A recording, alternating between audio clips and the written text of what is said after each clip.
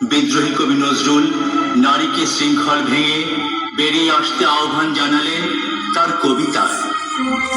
স্বর্ণরৌপ্য অলঙ্কারের চক্ষ পুরিতে নারী করিল তোমায় বন্দিনী, বলো কোন সে অত্যাচারী?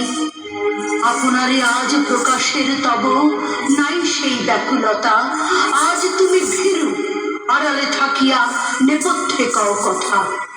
চোখে চোখে আজ চাহিতে পারো না, হাতে রুলি পায়ে মল, মাথার ঘোমটা ছিঁড়ে ফেলো নারী, ভেঙে ফেলো শিকল।